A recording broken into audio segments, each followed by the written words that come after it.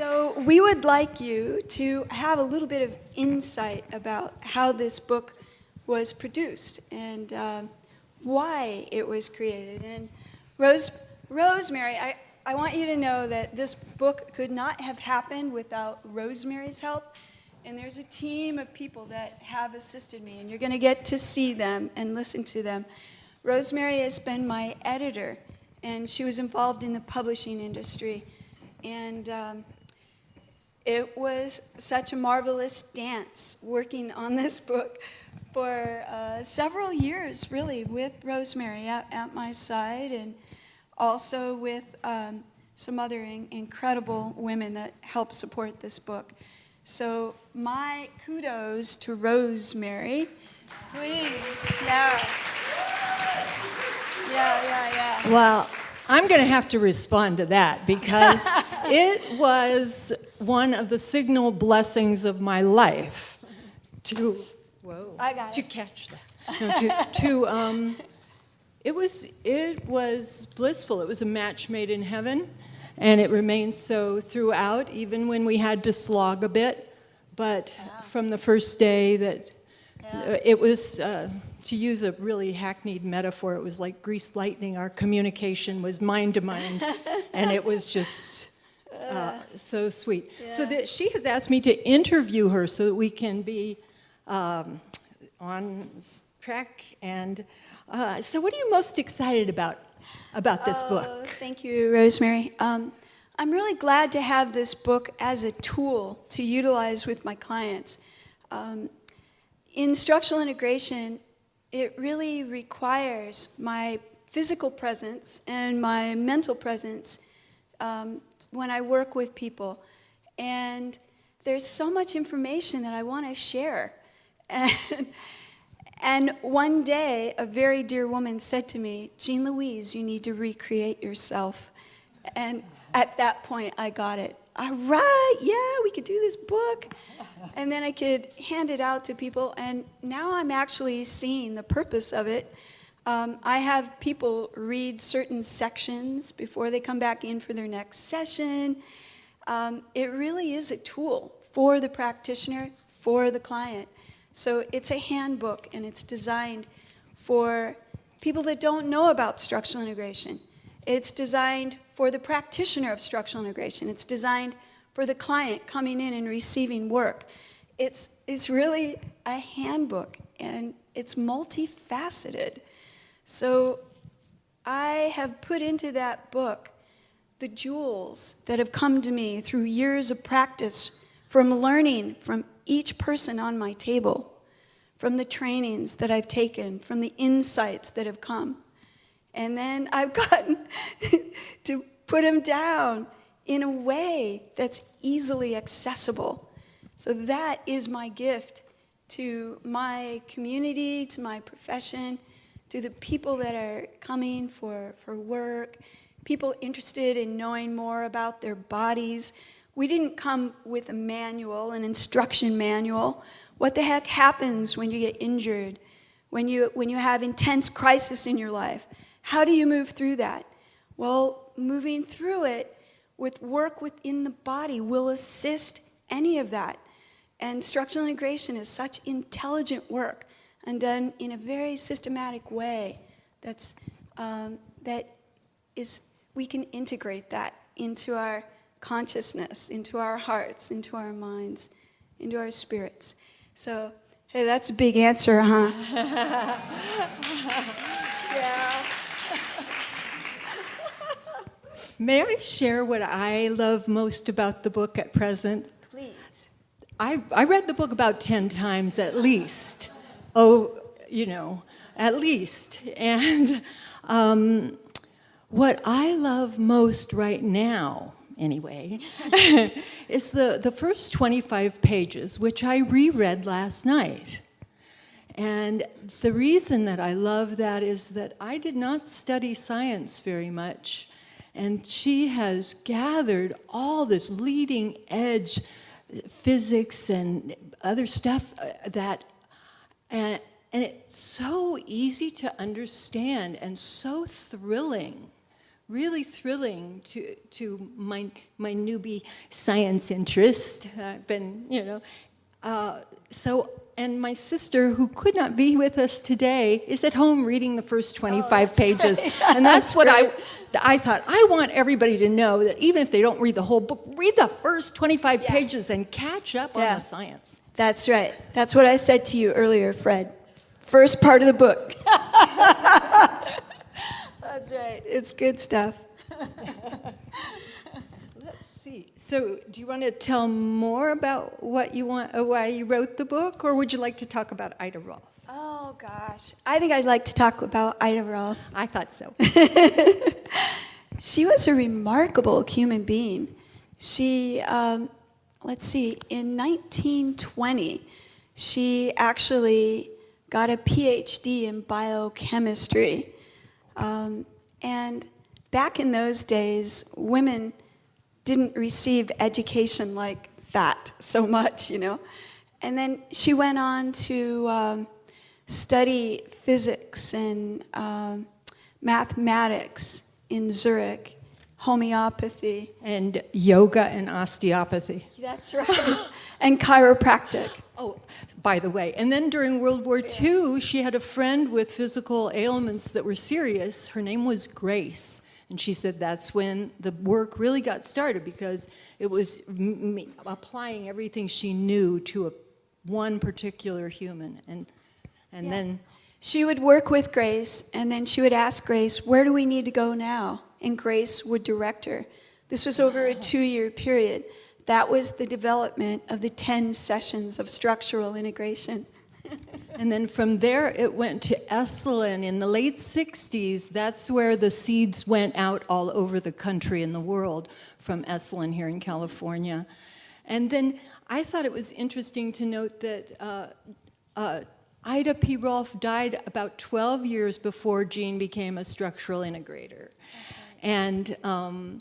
And she said at the end of your life, you don't get too far, and we're all going, what? We beg to differ on that, Dr. Rolf. She got a heck of a lot done during her lifetime, so I'm very grateful. And one more interesting thing in Jean's biography is that all of her teachers were first-generation teachers of Ida P. Rolf. Yes. And she was also pointed out by one of her teachers to another one, saying, keep your eye on this one. And she got a mentor for 2 years. Yes. Sharon Miller, that's right. She was in Hawaii. She took me under wing. She was an advanced level Rolfer twice over. And that was quite a remarkable experience. I was like a little sponge, writing everything down, watching her. And then she would work with, she'd do like half of the person's body, and then she would say, okay, match it up. Oh. And then she would check my work. It was great. It was fun. I've had excellent teachers, and I'm very grateful to the Guild for Structural Integration, which is where I did my training. I did my training in Boulder, and now the Guild is in Salt Lake City. In just a short month, I'll be taking my advanced training in Salt Lake City. Woo! That's a 40-day training, and I'm so excited about it. So that's going to be pretty awesome. It'll take me to another level. So come back then, okay? I'll be back in June, mid-June. That's great. Yeah. Do you want to talk about those women that are leading the Amber? Yes. Amber Burnham is the vice president of IASI. IASI stands for the International Association of Structural Integrators. That's the professional membership of structural integrators around the world. So Amber actually proofed my book for me, did a beautiful endorsement, and the president of IASI also did a beautiful endorsement of my book. And I want to acknowledge Robert Karl Scherzinger of the Hellerwork, the board of directors of Hellerwork International. He and his board gave me permission to utilize the Hellerwork information the psycho-emotional themes about each session, which you'll find in part 2 of the book. I'm so glad to have included that, and Andrini really wanted me to get that in there. So it's because of her that work is in there, and I'm very grateful about that. Also, Andrini wanted me to include information about the line, the energetic aspect of structural integration. And that's probably the aspect of my work that I'm most I am awed by it, because it truly is the interface of heaven and earth through the physical body, and the ability to actually bring those larger fields of energy into the body and to run the energy. So I'm like a little battery. I get charged, and I do a lot of work with people, and I know how to resonate with those energies. And that's really at the heart of what Dr. Rolf, I think, wanted people to understand. And it was only through my connecting some dots and having experiences myself, and then meeting Dr. James L. Oshman, who's a biophysicist, that actually took me under wing. And he was like a mentor to me. I needed to utilize some of his work to explain about the connective tissues of the body and how the connective tissues are actually conductive of life force energies. So I wrote him a letter, an old style letter. He received it and looked at my website, read some of the work that's been published in the Lotus Guide, and he wanted to get involved in my book. And then he actually proofed all of the science and told me, it would be better if you said this. And he would actually write it out for me. I was very grateful for that. And then when I was ready to have a foreword written, I got up my courage to ask him if he would consider writing the foreword. And he said, I've already begun. So James Oshman is one of my heroes, truly. He's a giant, and my approaching him took some courage to do that. And I'm so grateful to Dr. James Oshman also for the work that he's done in our field. And he's the author of the concept, the living matrix. Yes. So if you've Yes. heard that phrase, Yes. that comes from him. Yeah. So, His books, by the way, are Energy Medicine and Energy Medicine in Therapeutics and Human Performance. Phenomenal books. Changed my life. well, we have a couple more minutes before the next episode. Do you want to say more about why you wrote the book? Or do you want to go into one of the little science about the living matrix? Or Wow. why did you write the book? Why did I write the book? Well, really, it does go into the science of it, and I think that it's mostly about people being able to utilize the life, like the energy field of the earth and the energy field of the heavens. This is electromagnetic energy, and it can actually be moved through the body.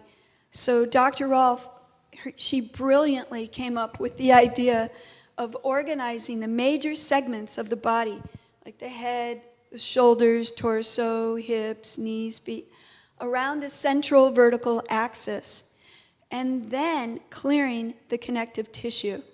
So in doing that, it allows this energy from the earth and the heavens to be drawn through the body with intention. And Dr. Oshman was the person who did the science behind the study of how when the proteins of the connective tissues of the body are hydrated, they become semiconductors of these subatomic particles and waves of electrons and protons. So that was an aha moment for me.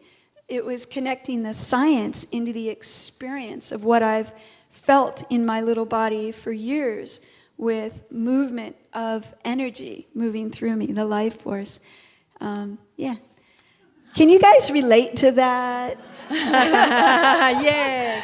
Like, I have a question Yeah. for the audience. Please, yeah. And I want to talk about what this cover represents. And I want to know how many people in this room know the word T-O-R-U-S, the torus. So how many people know what the torus is? Generally, you don't have to be able to answer in detail. Okay. Well, T-O-R-U-S, I learned in this book, and I'd heard it before, and it's pictured on the cover. It's the donut shape around any energy body, and it can be as small as the tiniest, infinitesimally small packet of energy, and it can be as large and bigger than a galaxy. That's my version. You want to add something? Yeah, the torus, it's the energy field around every living thing. So work like structural integration allows the body to be charged with that electromagnetic energy. That's the life force. And within that life force is love and information. I mean, how awesome is that? Yeah. Bravo. Yeah.